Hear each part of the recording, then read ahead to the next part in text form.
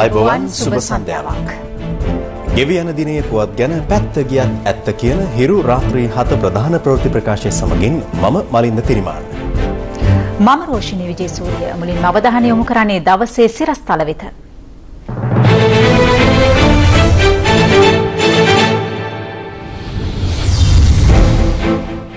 ශ්‍රී ලාංකික ශ්‍රමිකයන්ට දකුණු කොරියාවෙන් සහතිකයක්. වෙඩි හුවමාරුවකින් මුරකරු මරුට මොරගහේන පොලිස් ස්ථානාධිපති රෝහලට. සබරගමුව ගිලන් රථ බෙදීමේදී නියෝජ්‍ය ඇමති මහ ඇමති බෙදේ. අධ්‍යාපන අයිතියට චිලියේ පොලිසිය සිසුන් ගැටේ.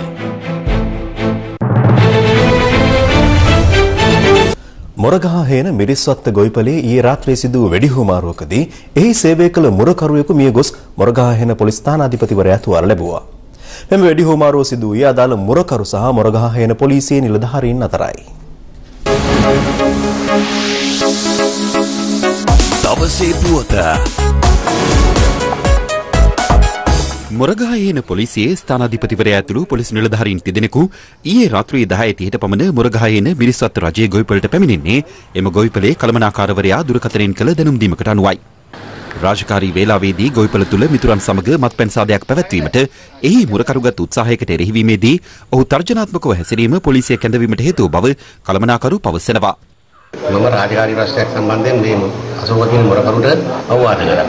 අවවාද කරගෙන ඉන්නකොට මෙයා මම පුවක්කුව අතේ ඉන්නවා. මෙයාගේ පුවක්කුව අරගෙන ඇවිල්ලා එකපාරට උඩට වෙඩිලක් තිබුණා. ඊළඟට මට බැන්නා. මම ඒ වෙලාවට පොලිසියට කෝල් කරා. පොලිසිය වයිස් මහත්තයා ජීප් එකක් තරම් විනාඩි 5ක් විතර යනකොට ආවා. විනාඩි 2ක් 3ක් විතර යනකොට වෙඩි සද්දයක් ඇහුණා. ඒතකොට වයිස් මහත්තයා කියනවා මට වෙඩි තිබ්බා.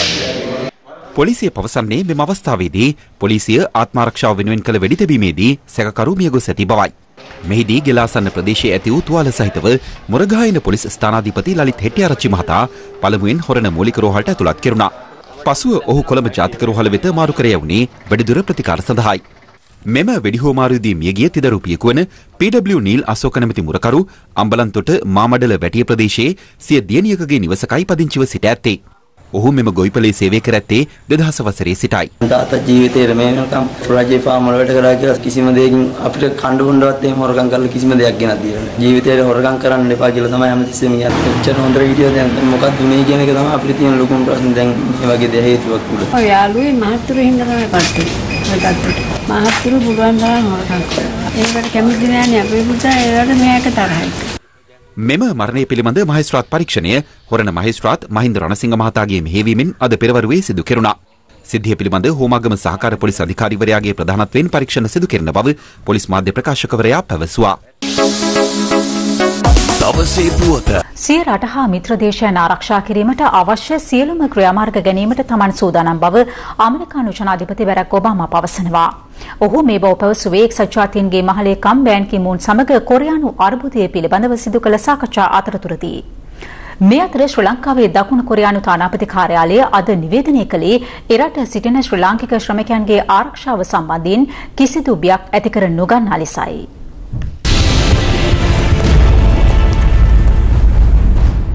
ශ්‍රී ලංකාවේ දකුණු කොරියානු තානාපති ජුන්මුන් චෝයි මහතා එරට පවතින යුදමේ වාතාවරණය සම්බන්ධයෙන් අද පස්වරුවේ විශේෂ මාධ්‍ය නිවේදනයක් නිකුත් කළා.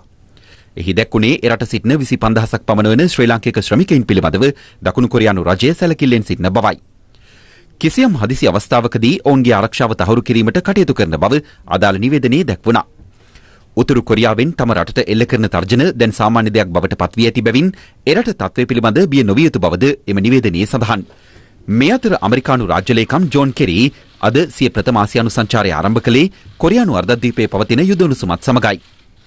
එහිදී දකුණු කොරියානු ජනාධිපතිනි පාක් ගුන් හයි හමු වූ ඇමරිකානු රාජ්‍ය ලේකම්වරයා පැවසුවේ උතුරු කොරියාව සිය න්‍යෂ්ටික විභාවිතය නවතාලීමට එකඟ වූහොත් පමණක් පවතින අර්බුදය සමතයකට පත් කිරීම සඳහා සාකච්ඡා කිරීමට ඇමරිකාව සූදානම් බවයි. කෙසේ වෙතත් උතුරු කොරියාව න්‍යෂ්ටික අවිබලය අතින් පොහොසත් බව පිළිගත්තද ඒවායේ විශ්වසනීයත්වය පිළිබඳ ගැටලු ඇති බව පෙන්ටගනයේ බුද්ධ්‍යංශය ඊයේ මාධ්‍ය වෙත ප්‍රකාශ කළා. මේ අතර ඇමරිකානු ජනාධිපති බරක් ඔබාමා ඊයේ එක්සත් ජාතීන්ගේ මහලේකම් බැන් කි මූන් හමු වී උතුරු කොරියාවට අනතුරු ඇඟවීමක් සිදු කළා. ඇමරිකානු ජනාධිපතිවරයා පැවසුවේ පවතින යුදමය අවිශක්තිය කෙසේ නමුත් සිය රට හා මිත්‍ර දේශයන් ආරක්ෂා කිරීමට අවශ්‍ය සියලුම ක්‍රියාමාර්ග ගැනීමට තමන් සූදානම් බවයි. මේ අතර ඇමරිකානු හා දකුණු කොරියානු බුද්ධ්‍යංශ වාර්තාවලට අනුව සිය නැගෙනහිර මුහුදු තීරයේ මධ්‍යම ප්‍රමාණයේ මිසයිල් 5ක් සූදානම් කර තැබීමට උතුරු කොරියාව පියවරගෙන තිබෙනවා. ඊට පිළිතුරු වශයෙන් ජපාන රජය මෙවන විට පියවර ගනිමින් සිටින්නේ නව පැක් 3 නම් මිසයිල් නාශක පද්ධතියක් ස්ථාපිත කිරීමටයි. සිංහල හින්දු අලුත් අවුරුද්දට තවත් ඇත්තේ දින දෙකකටත් අඩු කාලයක්. ඒ හේතුවෙන් අලුත් අවුරුද්දට සිය ගම්බිම් බලා යාම සඳහා මේ වන විට කොළඹ කොටුව සහ පිටකොටුව ප්‍රදේශයට විශාල ජනකායක් රැස්ව සිටිනවා. සිංහල හින්දු අලුත් අවුරුද්ද සඳහා සිය ගම්බිම් බලා යාමට විශාල පිරිසක් භාවිත කරන්නේ දුම්රිය සහ බස් සේවාවන්. මේ කොළඹ බැස්ටියන් මාවතී පෞද්ගලික බස් නැවතුම්පළ අද දහවල් දිස්වූ ආකාරයයි. විශාල ජනකායක් සිය ගම්බිම් බලා යාමට පැමිණ සිටියා. ජාතික ගමනාගමන කොමිෂන් සභාව පැවසුවේ විශේෂ අවුරුදු සේවාවන් යටතේ දුරගමන් මාර්ග 474කට බස් 3000කට අධික සංඛ්‍යාවක් යොදවා ඇති බවයි. ඊට අමතරව වෙනත් මාර්ගවල ධාවනය වන බස් රථවලටද විශේෂ අවුරුදු සේවාවන් යටතේ දුරගමන් සේවා සැපීමට ජාතික ගමනාගමන කොමිෂන් සභාව නොමිලේ මාර්ග අවසර බලපත් නිකුත් කර තිබෙනවා. ඒ අනුව අතිරේක පෞද්ගලික බස් රථ 750කට අධික සංඛ්‍යාවක් කොළඹ සිට දුර පළාත් සඳහා ධාවනය කිරීමට පියවරගෙන ඇති බව ජාතික ගමනාගමන කොමිෂන් සභාවේ සභාපති රොෂාන් ගුණවර්ධන මහතා පැවසුවා. අපේ 8 වෙනිදා සිට ක්‍රියාත්මක කරන මෙම අවුරුදු සේවාවේ සියලුම මගීන්ට අපි දුරගමන් ප්‍රධාන නගරවලට යන්න අපි බස් රථ යොදවලා තිනවා 474ක් රූට්ස්. ඒ බස් 3200 ගාන දුරගමන් සේවා. ඉතින් ඉඳලා පළාත් ප්‍රවාහන අධිකාරිත් සමග ඒකාබද්ධ වෙලා පැය 24 පුරා ග්‍රාමීය මට්ටමට යන්න මේ බස් රථ අපි ක්‍රියාත්මක කරන්න ආරම්භ කළා තියෙනවා. බස් රථ සේවා නිසි පරිදි ක්‍රියාත්මක වන්නේද යන්න නිරීක්ෂණය කිරීමට හිරු ප්‍රවෘත්තිංශයේද බැස්ටියන් මාවතී පෞද්ගලික බස් නැවතුම් පොලේ සංචාරය කළා. පැය ගාණක් මෙතන ඉන්නවා පොලිමේ තාම එක බස් යන්න දැන් ඇවිල්ලා පැය දෙකක් විතර ඇති මෙතන ඇවිල්ලා. මම මහනුවරට යන්නේ. බස් යන්නේ නැහැ. කොම් පොලිමේ ඉන්නේ ඉන්ටර්සිටි වල යන්න. අනිත් ඒවල යන්න ගියාම අපිට යන්න බෑ. අපි ඇඟේ හිටන් මිනිස්සුන්ව නගනවා. පැය දෙකක් විතර යනවා. තාම එකක්වත් ආවේ නැහැ ඉතින් මෙතනට. මම මෙතෙන් ඇවිල්ලා පැය එකමාරක් විතර යනවා. තාම බස් ගන්න කිසි සැලැස්මක් නැතිකම තමයි. සිංහල හින්දු අලුත් අවුරුද්ද වෙනුවෙන් කොළඹ සිට දුර පළාත් සඳහා ශ්‍රී ලංකා ගමනාගමන මණ්ඩලයේද අතිරේක බස් රථ 530ක් ධාවනයට එක් කර තිබෙනවා. එම මණ්ඩලය පැවසුවේ කොළඹ මධ්‍යම බස් නැවතුම් පොලෙන් නික්ම යන එම බස් රථ පැය 24 පුරාම ක්‍රියාත්මක බවයි. අලුත් අවුරුද්ද වෙනුවෙන් පසුගිය 7 වනදා සිට විශේෂ දුම්රිය සේවාවක්ද ක්‍රියාත්මක කර තිබෙනවා. අද දිනේ කොළඹ සිට මාතර දක්වා අතිරේක දුම්රිය වාර දෙකක්ද බදුල්ල සහ මහනුවර බලා තවත් දුම්රිය වාරයක්ද ක්‍රියාත්මක වූ බව දුම්රිය පාලක මැදිරිය සඳහන් කළා. මාතලේ සමූහ මිනිවල පිළිබඳව මේ වන විට දේශපාලන පක්ෂවලින් විවිධ මත පළ වී තිබෙනවා. ජනතා විමුක්ති පෙරමුණ පවසන්නේ මේ සමූහ මිනිවල පිළිබඳව සොයා බැලීමට රජය විසින් විශේෂ අධිකරණයක් ක්‍රියාවට නැංවිය යුතු බවයි. මේ සම්බන්ධයෙන් රජයේ පාර්ශ්වයෙන්ද ප්‍රතිචාර පළ වුණා. විශේෂයෙන් විපක්ෂයේ හිටපු මාතලේ දිස්ත්‍රික්කයේ නියෝජනය කරපු එකම ශ්‍රී ලංකා නිදහස් පක්ෂ මන්ත්‍රීවරයා වශයෙන් මේ පිළිබඳ විශාල වශයෙන් තොරතුරු ආවේ මා කරා. ඒකට මේ වගේ සමූහ මිනිවල හාරලා මේසා කටයුත්තක් කරනකම් මේ කිසිම කෙනෙක් අඩු ගානේ රෝහල් සේවකේ රෝහලේ ලැබුම්ගෙන හිටපු ආටුවල හිටපු ලෙඩෙක් වෛද්‍යවරයෙක් කිසි කෙනෙක් දැක්කනම් අනිවාර්යයෙන්ම මට වාර්තා වෙනවා. මේ සියල්ල එළියුනේ මේ ඊයේ පෙරේදා කනින අවස්ථාවේ. මේ රෝහල් භූමියේ වැට තමයි මැක්ඩොනල්ඩ් බලකොටුව හේවත් ආදි කාලේ දැන් සුසානාගාරය. අධිකරණ වෛද්‍ය විද්‍යාව පිළිබඳව විශේෂඥවරයෙක් හැටියට කටයුතු කරන අධිකරණ වෛද්‍ය නිලධාරිතුමා කියන ප්‍රකාශවලට අභියෝග කරමි. කියන්නේ මේ වසූරියය, මේ පුරන්නප්පුගේ යුද්ධ කාලයේය. ඒතර මේ පෙන්눔 කරන්නේ අන් කවරක්වත් නෙවෙයි. ඝාතකයන් අතිශය කලබල වෙලා තිබෙනවා. හැබැයි මේ කලබල වීම එක්සත් ජාතික පක්ෂ පැත්තෙන් වගේම ආණ්ඩුව පැත්තෙනුත් ඇති වී තිබෙනවා. මේ හැදුවේ එක්සත් ජාතික පක්ෂයට මඩ ගහන්න. හැබැයි අවාසනාවකට වගේ ඒ කියපු කතාව හරියට ගොතා ගන්න බැරි වුණා. හරියට අර විද්‍ය පඳුරට වැදුනේ හාවට වගේ තමයි. එක්සත් ජාතික පක්ෂය ජනතා විමුක්ති පෙරමුණ තමයි මේ සඳහා වාකිය යුත්තේ. ඉතින් මේ විශේෂ අධිකරණයක් ඉල්ලනවා. මේ විශේෂ අධිකරණයක් කියන්නේ ඒක මහා විශාල කාරණයක්. එහෙමනොත් මේ මුළු රට පුරාම විශේෂ අධිකරණේ කටයුතු කරන්න වෙයි අවුරුදු ගාණක්. එදා වෙච්ච දේශපාලන පසුබිම ඇයි මේ ජනතා විමුක්ති පෙරමුණේ කැරල් 88 89 ඇති උනේ මම හිතන්නේ ඒක මේ වෙලාවේ කරන්න පුළුවන් වෙයි කියලා. එහෙම කරන්න ගියොත් මම හිතේ පාර්ලිමේන්තුවේ ඉන්න දෙකෙන් පංගුවලට තිරජවල වලට යන්න වෙයි. සෞඛ්‍ය අමාත්‍යාංශය මගින් සබරගමුව පළාතට ලබා දුන් ගිලන් රථ 13න් 10ක් අද කෑගල්ල ප්‍රාදේශීය සෞඛ්‍ය කාර්යාලයේදී ජනසතු කෙරුණා. ඒ සබරගමුව පළාත් ප්‍රධාන අමාත්‍යවරයාගේ මූලිකත්වයෙන් මෙම ගිලන් රථ 13න් 3ක් ඊයේ දිනේදී බෙදා දුන්නේ සෞඛ්‍ය නියෝජ්‍ය අමාත්‍යවරයාගේ මූලිකත්වයෙන්. සෞඛ්‍ය අමාත්‍යාංශය මගින් දිවයින පුරා රෝහල් වලට ගිලන් රථ ලබා දීමේ වැඩසටහන යටතේ සබරගමුව පළාතේ රෝහල් සඳහා ගිලන් රථ 13ක් ලබා දුන්නා. ඉන් 4ක් රත්නපුර රෝහලටත් 3ක් කෑගල්ල රෝහලටත් ඉතිරි ගිලන් රථ පළාත්බද රෝහල් 6කටත් වශයෙන් වෙන් කර තිබෙනවා. මේන් ගිලන් රථ 9ක් පසුගියදා කෑගල්ල රෝහලට රැගෙන ආවේ රෝහල් බලධාරීන්ට බෙදා දීම සඳහායි. කෙසේ වෙතත් ඊයේ උදෑසන ගිලන් රථ බෙදා දීමේ උත්සවය සඳහා සෞඛ්‍ය නියෝජ්‍ය අමාත්‍ය ලලිත් දිසානායක මහතා කෑගල්ල රෝහලට පැමිණි අවස්ථාවේදී එහි තිබුණේ ගිලන් රථ 3ක් පමණයි. මෙතන ගිලන් රථ 3යි තියෙන්නේ. ඉතුරු ගිලන් රථ ටිකත් මම මෙතන ඉඳන් බෙදා දෙන්න තමයි උත්සාහ කරේ. නමුත් ඒකේ සංවේදනයේ පොඩි වැරද්දක් මත ඒ ගිලන් රථ ටික පළාත් අධ්‍යක්ෂ කාර්යාලයේ තියෙනවා. අපේ කෑගල්ල දිස්ත්‍රික්ක පළාත් සෞඛ්‍ය අධ්‍යක්ෂතුමාට මම ආරාධනා කරා මෙතෙන් ඉන්න කියලා ඊරෑත්. මම හිතන්නේ මාර්ගයේ ඈත ඉඳන් දන්න අල්ලපු එටෙන් මෙතෙන් එතුමාට එන්න හැකියාවක් නැතිවලා තියෙනවා මම දන්නේ. ඒ මොකද කියලා කෑගල්ල රෝහලට යාබද වැති කෑගල්ල ප්‍රාදේශීය සෞඛ්‍ය කාර්යාලයේ අද උදෑසන ගිලන් රථ 10ක් පෙළගස්වා තිබුණේ රෝහල් වලට බෙදා දීම සඳහායි. මෙම උත්සවයේ පැවැත්වුණේ සබරගමුව පළාත් ප්‍රධාන අමාත්‍ය මහිපාල හේරත් මහතාගේ මූලිකත්වයෙන්. අර පරණ කතාවක් කියනවා කැස්බෑවා විතර දානකොට එකක් දෙකක් දාන්නේ නැහැ. 100,000 ගාණක් දාන්නේ. හැබැයි කිසි කෙනෙක් දන්නේ නැහැ. හැබැයි එක බිත්තරයක් දාන කිකිලිය ඇවිල්ලා එක බිත්තරයක් දාලා මර කෑ ගහලා යනවා. දාන්නේ එකයි. මෙහිදී බෙදා දී තිබුණේ රත්නපුර රෝහලේ ගිලන් රථ 4 සහ පළාත්බද රෝහල් 6 ගිලන් රථයි. මෙයින් මාවනැල්ල මූලික රෝහලට ලැබුණු ගිලන් රථය රෝහල් බලධාරීන් රෝහලට භාරගත්තේ සෞඛ්‍ය නියෝජ්‍ය අමාත්‍යවරයා ගෙන්වාගෙනයි. එහිදී අද උදෑසන සිදු වූ සිදුවීමට ප්‍රතිචාර දැක්වූ නියෝජ්‍ය අමාත්‍යවරයා.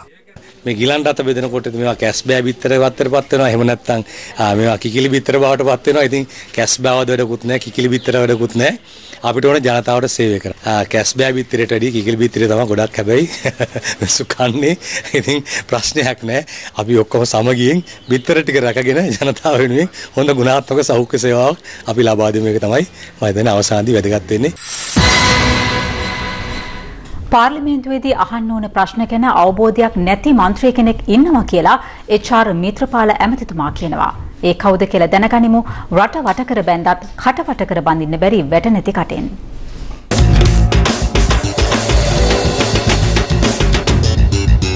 කුෂිකරණ ඇමතිවරු, ගොවි ජන සේවා ඇමතිවරු, වෙළෙඳ ඇමතිවරු 60ටමාර හිටියත් ගොවි ජනතාවගේ ප්‍රශ්න හමුවේ මේ සියලු දෙනාම තොත්ත බබා න්‍යාය අනුගමනය කරමින් නිහඬව බලා සිටින හැටි තමයි අපට දකින්න තියෙන්නේ. අපි හැම වෙලාවෙම කියන්නේ දිනුවම වැඩසටහන යටතේ තියෙන ගෙවත් වේ. Tamanda අවශ්‍ය එළවලු ටික පළතුරු ටික වගා කරගන්න කියලා. දැන් මේ බුලත් කොලේ ආණ්ඩුව එච්චරම හොඳයි. අලුත් අවුරුද්ද චාරිත්‍ර වාරිත්‍ර වලට දෙමව්පියන්ට බුලත් අවුරක් දීලා වඳින්න අද බුලත් කොලේ ගණන් ගිහිල්ලා. ඒ වැඩි වුණාට අපේ ආර්ථිකයේ එන ආදායමත් වැඩි. ඉතින් මේ වැඩි වෙනකොට බඩුමිල ටිකක් ඉහළට ගියලා ගාණක් නැහැ. නමුත් മന്ത്രിවරුන්ගේ කාර්යභාරය ඔතනින් නැවතින්නේ නැහැ. මතු පරම්පරාව සඳහා වූ අධ්‍යාපනය, සෞඛ්‍ය තත්ත්වය පිළිබඳවත් රජයක් හැටියට, රාජ්‍ය නියෝජිතව හැටියට අපිට වගකීමක් තියෙනවා. හෘද රෝග වෙනකොට ලෝක සෞඛ්‍ය සංවිධාන නිර්දේශ ක්‍රියාත්මක කරනවා නම්, ඒඩ්ස් රෝගය හැදෙනකොට නිර්ණායක ක්‍රියාත්මක කරනවා නම්, ඇයි වකුගඩු රෝගය වෙනුවෙන් ලෝක සෞඛ්‍ය සංවිධානයේ දීලා තියෙන නිර්ණායක ක්‍රියාත්මක කරන්න බැරි?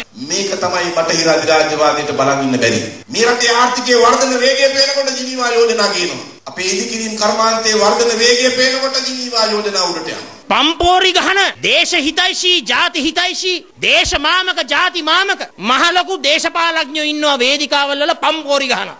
කවුද ප්‍රේමදාස මහත්තයා පුතා? පාර්ලිමේන්තුවේ මොනවා කියනවද කියලා උන් නැහැ දන්නේ නැහැ. මේ පළාත් සභාවෙන් අහන්න ඕන ප්‍රශ්නේ පළාත් පාර්ලිමේන්තුවේ අහන්න. මිනිහා නිකන් අතදරුවෙක් වගේ.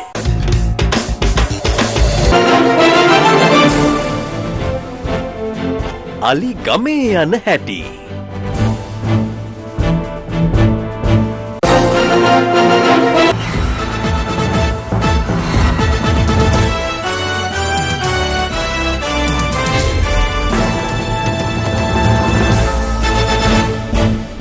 ඔබ නැවතත් පැත්ත ගියත් ඇත්ත කියන හිරු ප්‍රවෘත්ති සමගින්.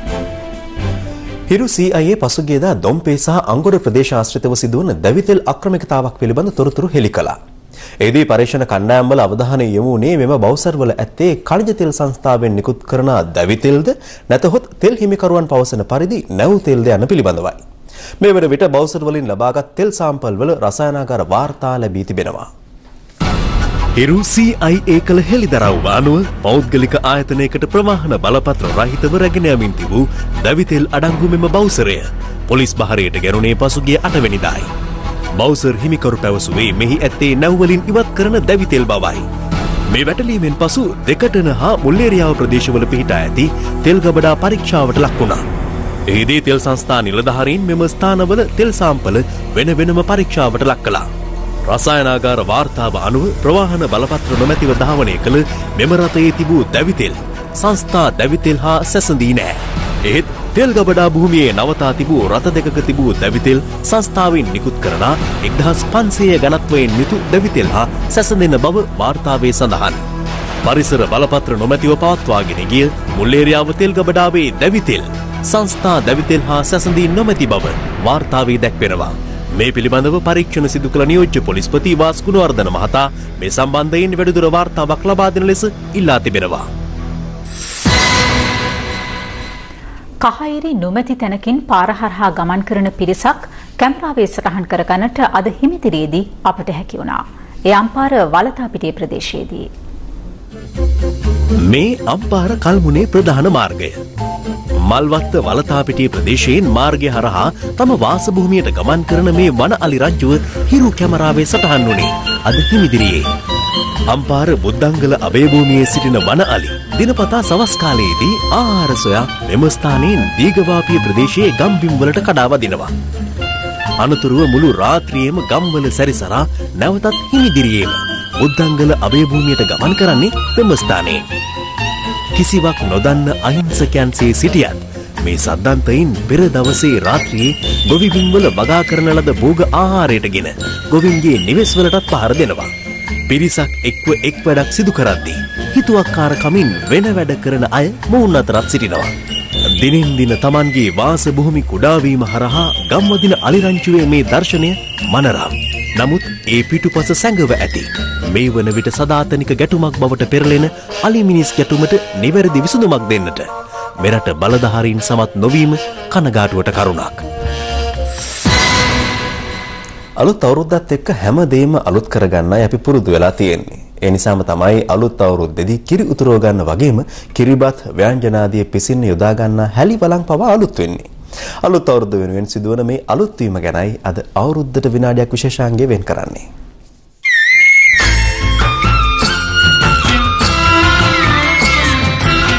අවුරුදු උදාවෙන් පසුව පැමිණෙන ප්‍රථම නැකත වන ලිපගිනි දැල්වීමේ නැකතේදී කිරි උතුරවාගෙන කිරිබතක් සකසා ගැනීම බොහෝ නිවෙස්වල සිදුවන චාරිත්‍රයක්. අවුරුද්දට දින කිහිපයකට පෙර ඒ වෙනුවෙන් යොදා ගන්නා නැවුම් හැලිවලං හටිමුටි ආදිය නිවස වෙත ගෙනීම සාමාන්‍යයෙන් සිදුවන්නක්. ඒ නිසාම අවුරුදු කාලෙට හැලිවලං නිම වෙන මේ සකපෝරුත් කාර්යබහුලයි.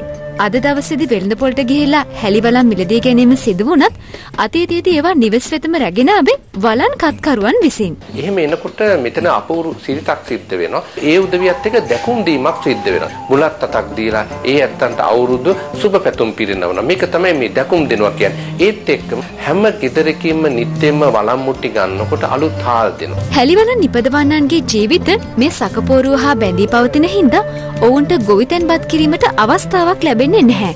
ඒ හින්දා අතීතයේදී හැම නිවසකින්ම ඔවුන්ට සහල් ලබා දීම සිදු වුණා.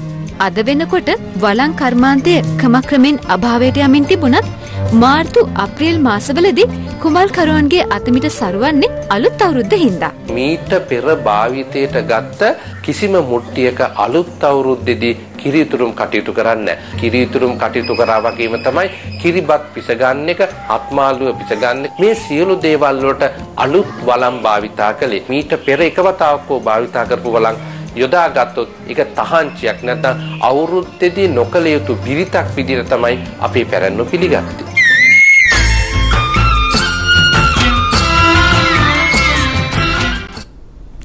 දෝහා කටාරහි මගී පාලමක් ආසන්නයේ සිදු වූ අනතුරකින් ශ්‍රී ලාංකිකයන් දෙදෙනෙකු ජීවිතක්ෂයට පත්ව තවත් පිරිසක් තුවාල ලබා තිබෙනවා. අනතුරට ලක් වූ මේ පිරිස සේවය කර ඇත්තේ දෝහාහි පිහිටි මැරියට් හෝටලයේ. අනතුරට ලක් වූ රටේ සිටි ශ්‍රී ලාංකිකයන් දෙදෙනෙක් නේපාල සහ පිලිපීන ජාතිකයන් කිහිප දෙනෙකුද තුවාල ලබා ඇතැයි රට මාධ්‍ය වාර්තා කළා. දැන් තවත් පුවත් සමගින් රටවටා හිරු. රටවටා හිරු. ඉන්දියානු ආධාර යටතේ ශ්‍රී ලංකාවේ ක්‍රියාත්මක සංවර්ධන ව්‍යාපෘතිවල ප්‍රගතිය සොයා බැලීමට දිවයිනට පැමිණ සිටින ඉන්දිය පාර්ලිමේන්තු නියෝජිත පිරිස ඊයේ ආර්ථික සංවර්ධන අමාත්‍ය බැසිල් රාජපක්ෂ මහතා හමු වුණා. කල්තොට හල්දුමුල්ල බෙරකල ඇතුළු පෝෂක ප්‍රදේශවලට ඊයේ ලැබුණු අධික වැසි හේතුවෙන් උඩවලක ජලාශයේ වාන්දරොටු 4ක් විවෘත කර තිබෙනවා. ඇඹිලිපිටිය කලාපීය බහර වාර ඉංජිනේරුවරිය පැවසුවේ මේ හේතුවෙන් වලවේ ගංගාව දෙපස ජනතාවට අවධානයෙන් සිටින ලෙසයි. හුංගම රන්න ප්‍රදේශයේදී විධාන පත්‍රණගේ සුනිල් නැමැති පුද්ගලයෙකු අද අලුයම කපා කොටා තුවාල සිදු කර දමා ගොස් සිටියේදී පොලිසියට ලැබුණු තොරතුරකට අනුව එම ස්ථානයට ගොස් ඔහු තංකල්ල රෝහලට ඇතුළත් කිරීමෙන් අනතුරුව ජීවිතක්ෂයට පත්ව තිබෙනවා. වනසත්ව හා වෘක්ෂලතා ආඥා පනත යටතේ වෙනත් රටකට ප්‍රවාහනය කළ නොහැකි කොතල හිඹුටු කිලෝග්‍රෑම් 323ක් කටුනායක ගුවන්තොටුපළේ රේගු බහරයට ගෙන තිබෙනවා. රේගු නිලධාරීන් පැවසුවේ මෙම කොතල හිඹුටු තොගය ජපානයට යැවීමට සූදානම් කර තිබූ බවයි.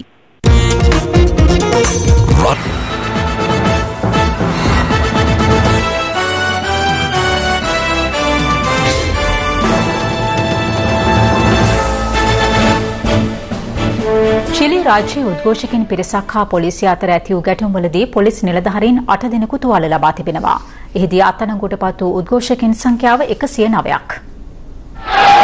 චිලි රාජ්‍යයේ අධ්‍යාපන ප්‍රතිපත්ති ප්‍රතිසංස්කරණය කරන ලෙසට බල කරමින් සංතියාගෝ නුවරට ලක්ෂයකට අධික පිරිසක් රැස් වුණා.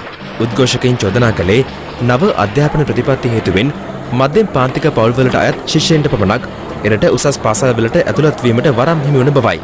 අඩු වරත් ප්‍රසාද සහිත පවුල්වල ශිෂ්‍යයන්ට අඩු පහසුකම් සහිත පාසල්වලට ඇතුළු වීමට සිදුවන බවද උද්ඝෝෂකයින් පෙන්වා දෙනවා. 2013 වසරේදී එරට දීප ව්‍යාප්තව සංවිධානය වූ ප්‍රථම විරෝධතාව මේ ලෙස සැලකෙන අතර එහිදී පොලිසිය සහ උද්ඝෝෂකයින් අතර උග්‍ර ගැටුම් හටගත්තා.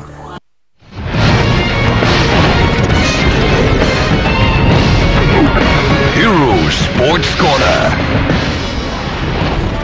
මෙවර ශ්‍රී ලංකා ක්‍රිකට් නිලවරණය අන් කවරදාටත් වඩා කතාබහට ලක් වූ එකක් වුණා. ඒ නාම යෝජනා කැඳවූ දිනේ සිට මේ දක්වාම එහි රඟ දැක්වුණු විවිධ නාටක හේතුවෙන් අදත් එවැනි නාටකයක කොටසක් දැක බලා ගන්නට ක්‍රීඩා අමාත්‍යාංශයට ගිය මාධ්‍යවේදීන්ට හැකි වුණා. අද නාටකයේ කොටස්කරුවන් වුණේ කොළඹ දිස්ත්‍රික් ක්‍රිකට් සංගමයයි. ඔවුන් කරුණු තුනක් පදනම් කරගනිමින් විරෝධතා ලිපියක් සකස් කර තිබුණා. එහි දැක්වුණේ ක්‍රිකට් නිලවරණය පැවැත්වෙන වේලාව සහ ස්ථානය වෙනස් කිරීම, එයට එක්වන ඡන්දදායකින්ගේ නාම ලේඛනය මෙතෙක් ප්‍රකාශයට පත් නොකිරීම සහ අවසන් මොහොතේදී ඔවුන්ගේ ඡන්ද අයිතියට බලපෑම් එල්ල කිරීම යන කරුණුයි. කොළඹ දිස්ත්‍රික් ක්‍රිකට් සංගම් සභාපති මොහන්ද සිල්වා මහතා ඇතුළු පිරිසක් මෙම ලිපිය රැගෙන අද උදෑසන ක්‍රීඩා අමාත්‍යාංශයට පැමිණියා. එම ලිපිය ක්‍රීඩා අධ්‍යක්ෂ ජෙනරාල් රංජනී ජයකොඩි මහත්මියට බාර දීම සඳහා. නමුත් අපට දක්නට ලැබුණේ ඇයගේ කාර්යාලය ඉබියතුරු දමා වසා දමා තිබූ ආකාරයයි. කොළඹ දිස්ත්‍රික් ක්‍රිකට් සංගමේ නිලධාරීන් මෙලෙස පැමිණ ඇත්තේ පූර්ව දැනුම් දීමකින් තොරව බව පසුව අප කළ සොයා බැලීමකදී අනාවරණ වුණා. ඒ වන විට ක්‍රීඩා අධ්‍යක්ෂ ජෙනරාල්වරිය රාජකාරී අවශ්‍යතාවක් සඳහා නාවලපිටිය ප්‍රදේශයට යමින් සිටින බව ක්‍රීඩා අමාත්‍යාංශ නිලධාරිනියක් අප සමග පැවසුවා. මේ නිසා කොළඹ දිස්ත්‍රික් ක්‍රිකට් සංගමේ නිලධාරීන්ට සිදුවුණේ සිය විරෝධතාව සහිත ලිපිය ක්‍රීඩා අමාත්‍යාංශයේ සුළු සේවකයෙකුට බාර දී ආපසු යාමටයි.